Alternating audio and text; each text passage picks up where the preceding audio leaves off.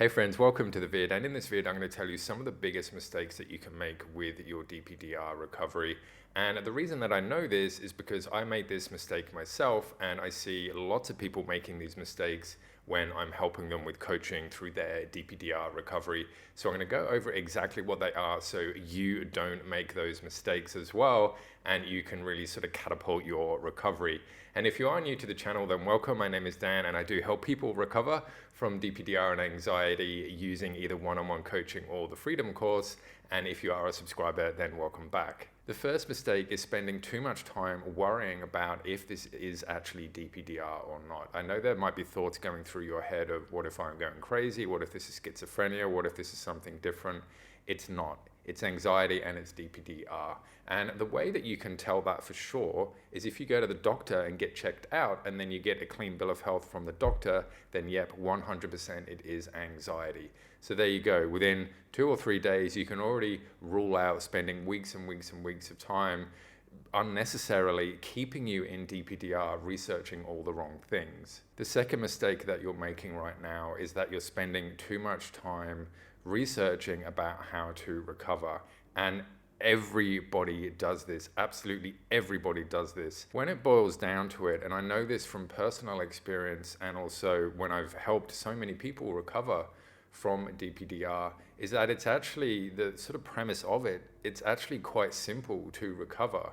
DPDR is caused by anxiety. You process the anxiety and therefore the DPDR goes. It's such a simple premise, but people really try to overcomplicate it. They really try to get down deep into the weeds about what is wrong with them and how they actually, what they need to do to recover. And you know the reason why you do that? Because that simple explanation that I gave of it's just anxiety, you've got to process the anxiety and then the symptoms will lift, just isn't enough for you. You're just like, well, look, my life is turned upside down. I hate these symptoms. I've got panic attacks. I've got chronic DPDR. I've lost my emotions. I've got emotional numbness. How can just getting rid of anxiety help all this? And the answer is because all of this is caused by anxiety. You've probably researched a lot and now you're just finding the same information about recovery popping up again and again and again, but yet you are still looking. You're still trying to find that magical thing which is going to help you. And I'm here to tell you that that magical thing doesn't exist. The magic of recovery is when you have that realization of, oh, it is just anxiety. And all I have to do is process this.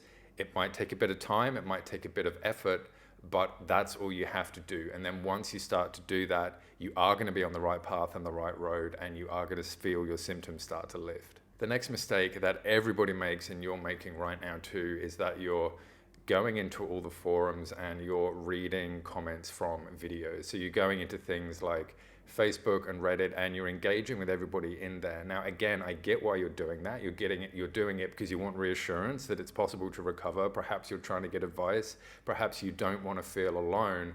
But here's the thing, right, that nobody ever realizes this, and you are not realizing this either, is that everybody who's recovered is no longer in those groups.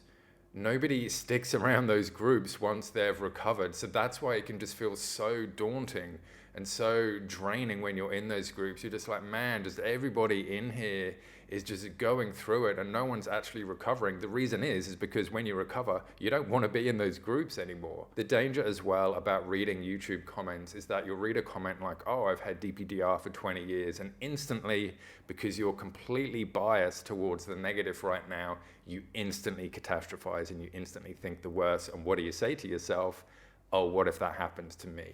The thing you have to remember here, which again, you're not thinking about, is that this comment, this 2 or 3 line comment, you're basing an assessment of the entire person's recovery history and their entire life based on one small sentence.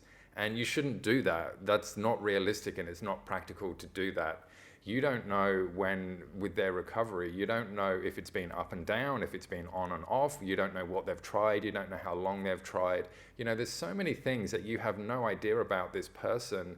Why would you even give that comment any type of weight? You're just keeping yourself in DPDR longer than what you should, and it's my job to get you to recovery. So get out of those groups as soon as possible and also stop reading YouTube comments and other videos. And the biggest mistake that you are making right now with your recovery is that you're not even beginning your recovery because of fear of failure. You're procrastinating, you're putting it off, you're trying to do research, you're basically doing everything that I've said in all of this video, and you know what you need to do to recover.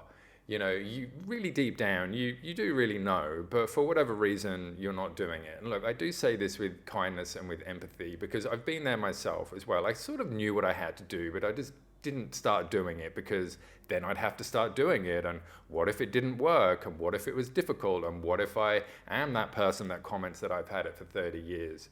You know, I get all that, but that's the biggest mistake that people make and that you're making that is keeping you in this for longer than you should be.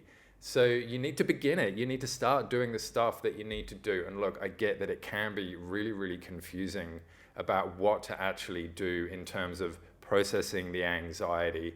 There are lots of videos on my channel that help you with this, but if you want a step-by-step guide with a course that is seeing proven results, then join the Freedom course. This is an online course and there's so many people recovering right now and you can be one of them too. It takes all my years of knowledge from coaching and condenses it down to a 5-week video course, and it truly is amazing. It turns recovery upside down on its head. So my friends, if you are interested in that, the link is in a pinned comment and also the description, so go check out that. And until next time, I'll see you all in the next video. Bye.